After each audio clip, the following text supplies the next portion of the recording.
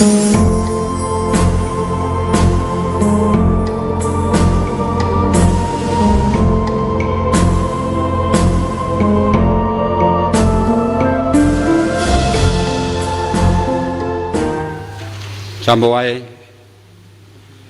mapumaya I feau mafita fofotu o le nei aso. Se o tātou Tapua'iga I le atua. Ua whapea lava o nalo whamai o le atua I le lalolangi. Ua ia au mai ai lo nātali I tō tasi. Ina ia le whano se tasi e whatuatua I ate ia.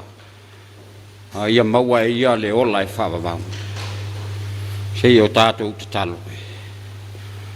Ua whaasifo wheau ma ngā ruenga o lene yaso. A lau whanau ma lou atunu. Ua mātou mua I awhi atu le atu wae. E ala I le mana o lou a nganga pai. A whio maia. A whio maia se e ai aina le Tapua'iga a lau whanau. Ia mātou whaia pēa I le awa ma le ami o tonu. Tu mau atu wai pēa lo lava vi inga. E whawawau. Amen. Ole whaitau ina o le whionga pa ia le atu. Ole a maua le tātou tusi whaitau. I le whalinga o lona mata upo e wha. E whaitau le whai upo mua mua se ia whangata I le whai upo e se fulmantas. Whalinga o lona mata upo e wha. Le whai upo mua mua se ia whangata I le whai upo se fulmantas. Whaafufonga maia o le a o whaitau ina. Ua mawai atu ia mea. Ona o wiloa atu lea whaauta. O le whai totoa ua awa noa I le langi. O le ulua I leo foi na o whaalongo ai e pei o le pū o na tautala mai I atea. Ua whapea mai. I nasa uia I lunga nei. O te whaali atu ai I ate oe mea e tusa. Ona tutupu a muri.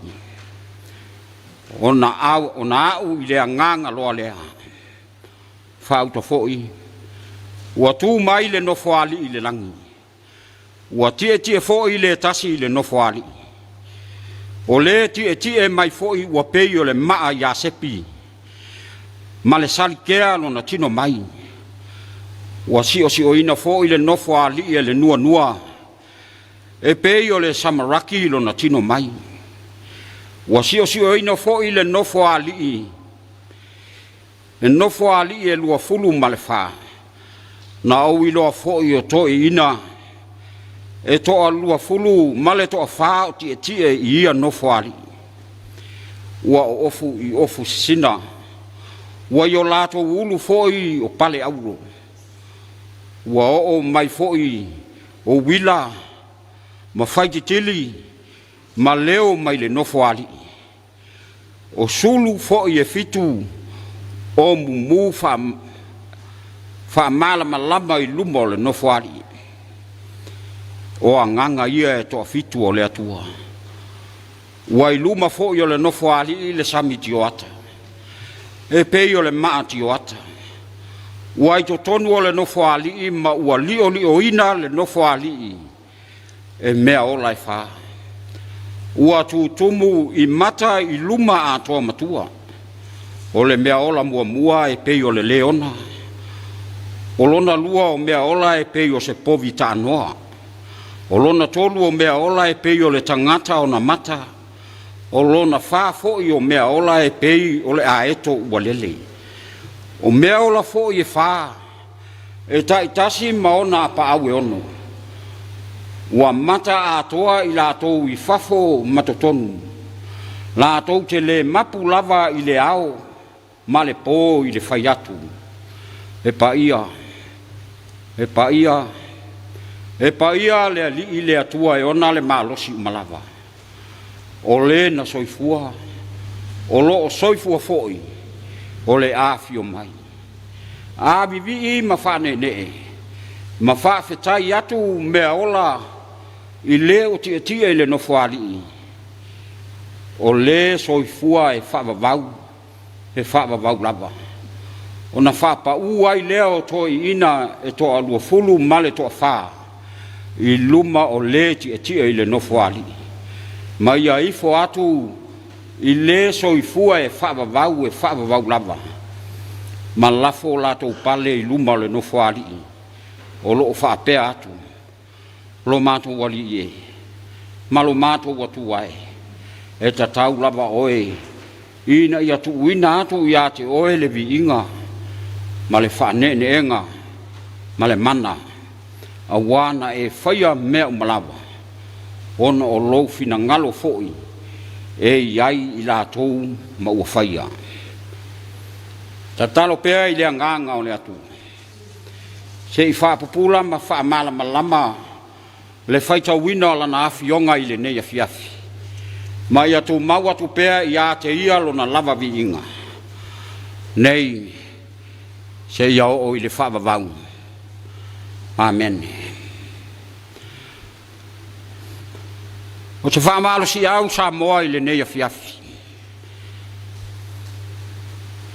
Mai lava i le tofaa. Ale kale sia wao e ala mai lana tusi whaita waso. E whapea. Au filifilia ale atua i lona nofo ali. Au filifilia ale atua i lona nofo ali. A filifilia ni tangata mose au.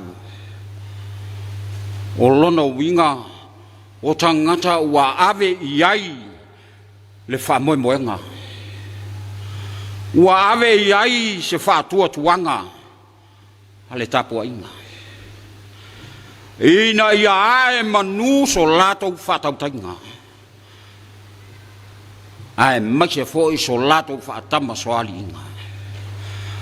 Se au ata pena ina i le loto e tasi. O le malosi ma so lato wata mai. Se au wa filifilia e le fefefe e le solomuli e le pala ai. Ae fi nau mo le tau le ina o lo lato wha moe moe. Se au e ngalu lue ma le wha maoni. Ngalu lue ma lo lato wha utauta. Ma wha atino a lato ngalu enga i le anga malu. Ma maua i le loto maua lalo. Se au wa filifilia fatasi. Ma le mana tu umumusu o le anganga o le atua. Ina ia tau manuia se finaunga ma se wha moe moe. Sa ngalu lue ai le aso. Ona la ngona ai lea o se leo le Tapua'iga. Se ua wha malo le ngalu lue. Wha malo le tawivi.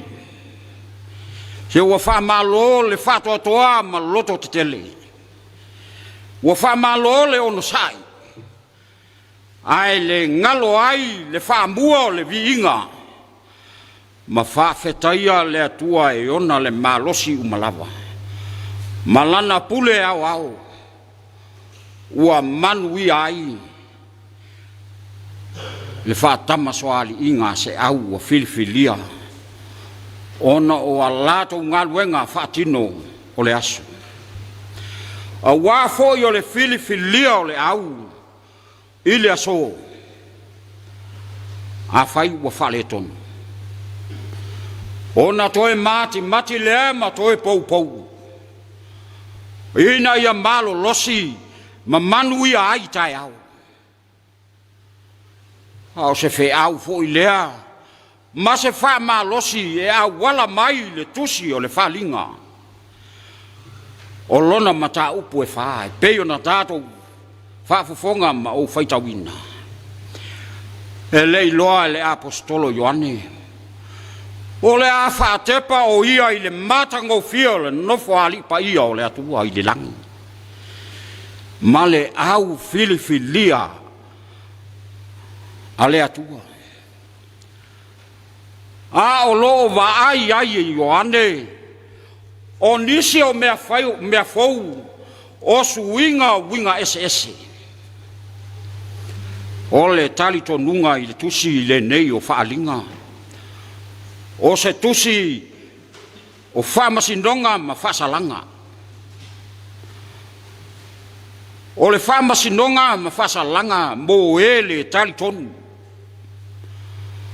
Ai o lo au te tele i whamanu yanga ma le whaola ina mo e o lo whamaoni pea i le atua. E a fua lea tali tonunga. Ua foi i le amatanga lava o le tusi le nei. O lo whamatala ina aia Ioane le whaalinga i le angelu matusi e fitu. O lo o au ina atu i to tonu o Asia. Le kalesia i Efeso. O Semurana, o Perokamo, o Tuatira, o Sarataisa, o Fila Telefaya, Malautikaia. A o ia tusi o lo wha ilo atu ai, le whamasindonga ma le whasalanga, a le atua i e le whamaoni.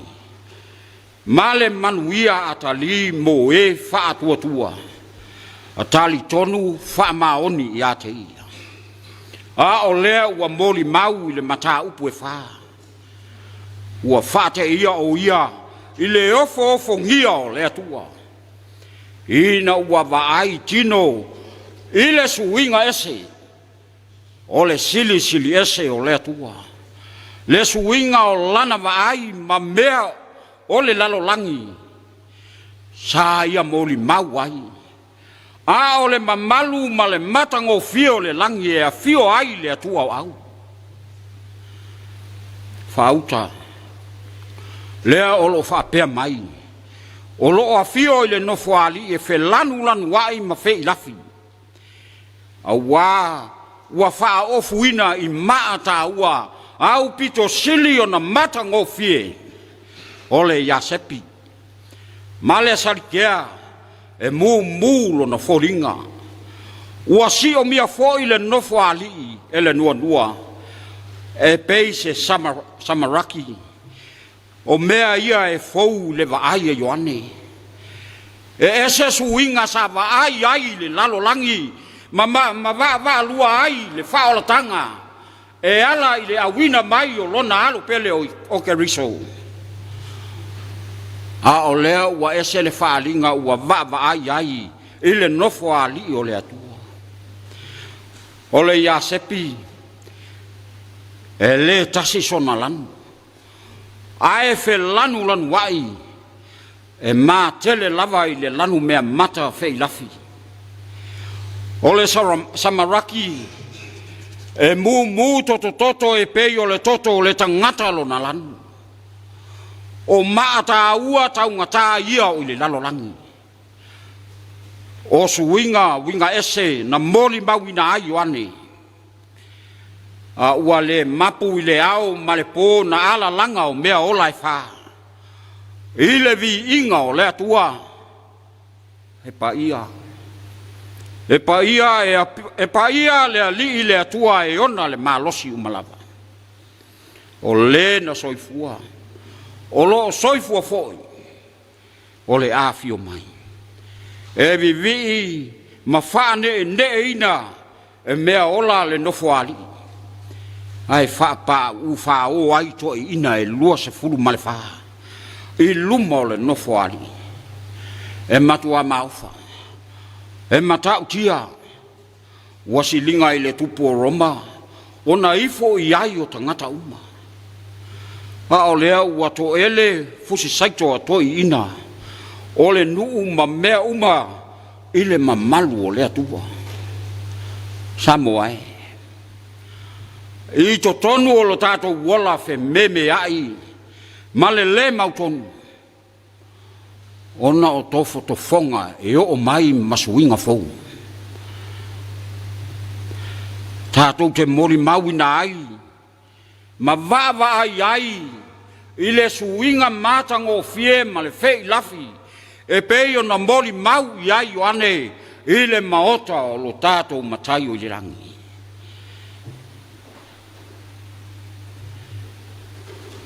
Ua whaalia lona mana. Ua whaali mai lona sirisiri esi. Ua au mai ale ta mau ainga. Ua whaatofu tofu sia i whamanu yanga. O suinga i le ngaso longa o le lalo langi maona taimi. O suinga foi o le natura o mea e a ngai le whawhanua fou o le malo o le atua. E whawawau. A o ina ngau yoi le anganga o le atua e whesui ia i le ola. Ma whaata oto mea uma i ola tauta o tonga o fina ngalo iai. Samoa tate tu fesili.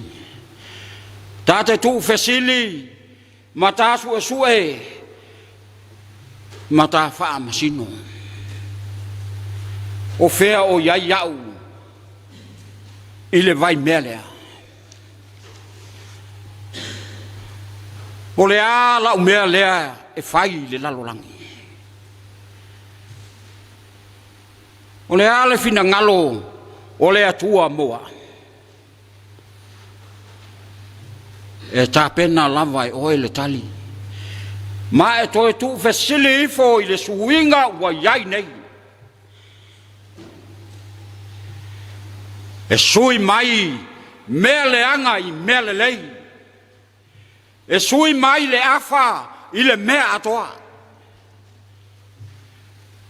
E sui mai le taita inga sase i se taita inga sao. A o le suinga ma le fili filia o au. E fili mai le nganga o le atu. E le ngata ina ua totofi i totonu o ainga. O le pule ma malu yafi o anga ma lalafanga. O le tausinga o malo ma atunu. Ai ata tai ma so o se fa lapo to potonga. E ala i le tala le leio le fina ngalo e mafana fana ma ato atoa i ai le malos. Wa leu tu va le fesuia inga. O lou a tātou iai nei. Whawhewhea leo foina o le soifua malolo ina. E tā pena ina ia o tātou fofotu pea le ola mai le atua. O le ola e whaatonu tonu fo lau ai mea le lei. O le ola e te alofa atu ai i lo uso. I loa inga, i loa tu nuu malau i kālesia. E whaapea se wa inga ma le wha moe moe ma le fua taua lunga o le apostolo. I oe le atu nuu ai. Ma ia tātou mantua. E whaia lava e le atua suinga winga ese i o tātou a inga. I so ose mea o lo o iai le au o nanga. A tātou ma mau mai a suinga. E a e fua so tātou wha moe moe. Ai a tātou so tau au ma le suinga le atua. E tali tonu le wha moe moe le nei aso. E tō mau lo tātou malos. E tu mau le soifua ma lo tato wola. E ta pena ina e le atua o wha manu yanga. E oa ai lo wala wina mo atai au. Ma tato whinau mole manuia e wha wawau. Ua umao na tau ma vae ke riso i le lalo langi. Ina ua maea i ona puapua ngā. Tu uai oe le lalo langi ai a fio atu i le maota o le nofo ali ua ta pena ina e le atua ma whaapea na toi upu la ufana ue ia o tau manuia. Amen. O le atatou vivi atu i le atua i lona viinga ua saunia.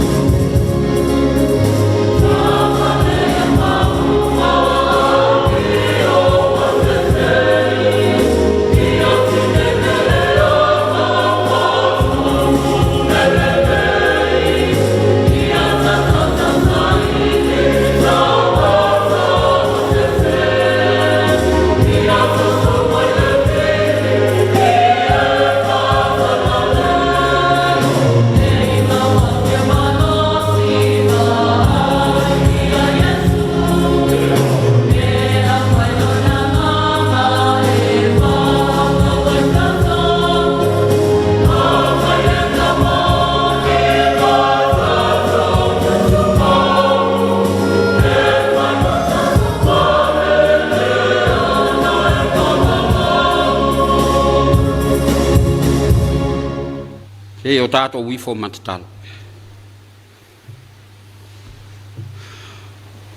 Le ali e le atua mi o tonue.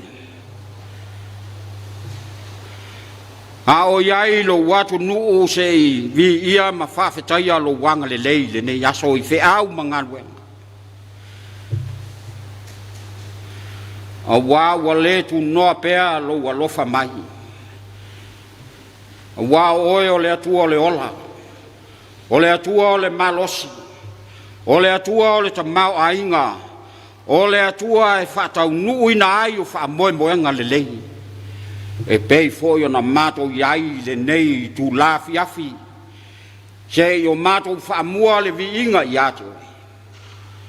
Sa whanoa se ese lo watu nuu. I au mangaluenga o tofi matiute tawavi. Ua le ngata I totonu o ainga. O afio anga ma lalfanga. O whainga malo. Ai maise o ekalesia Kelsian.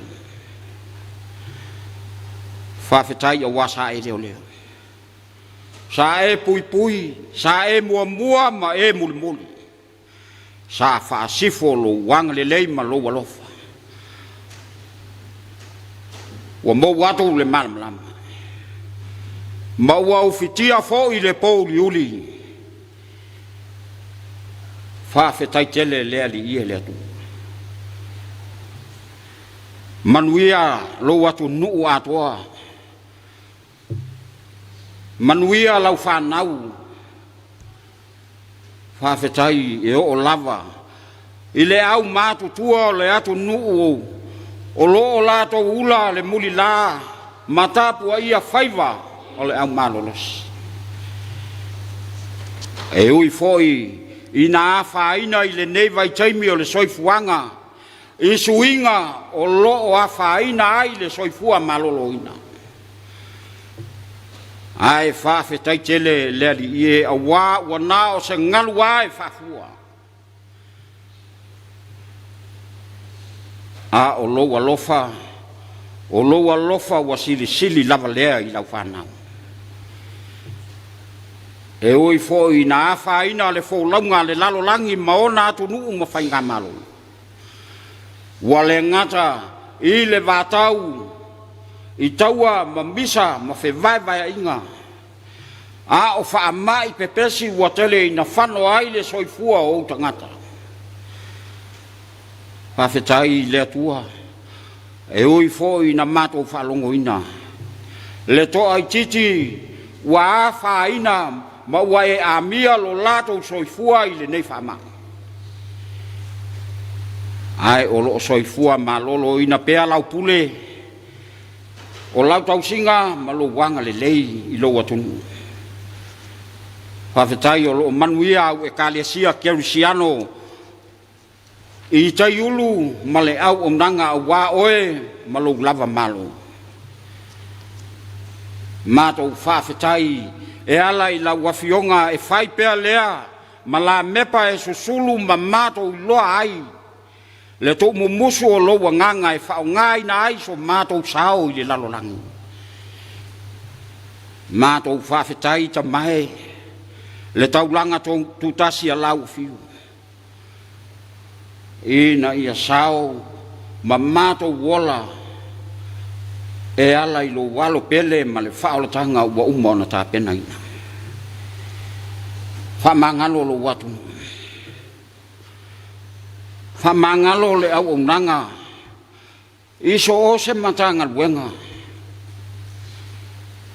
whamangalo le pule mamalu a wale tausinga ma le lufi ina o le tula fono ina ia mato pui ai ma mato tau ma mau ai fa fita ulio le lalolangi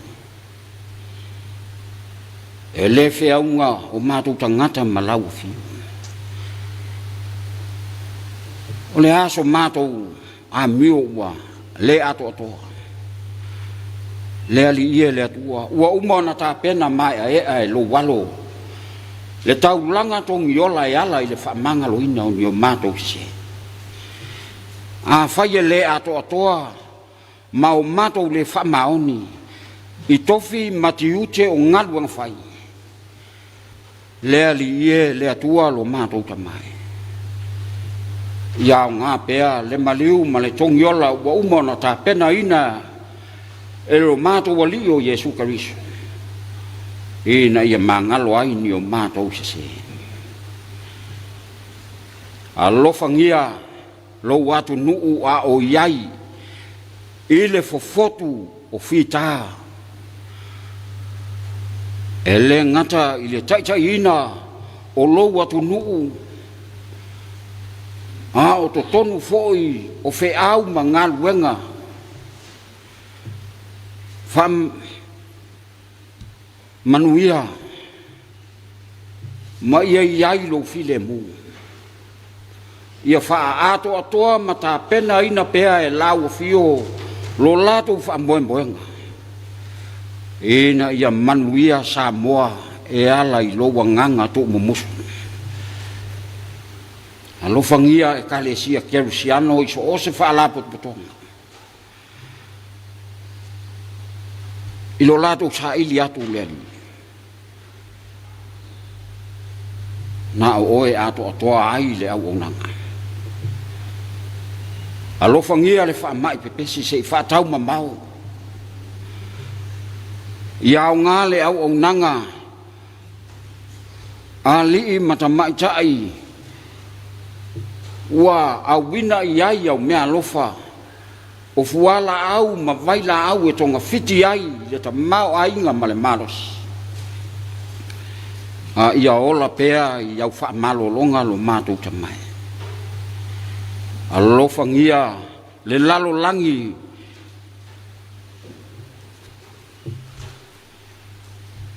o loo fe vai ai o loo fe tau ai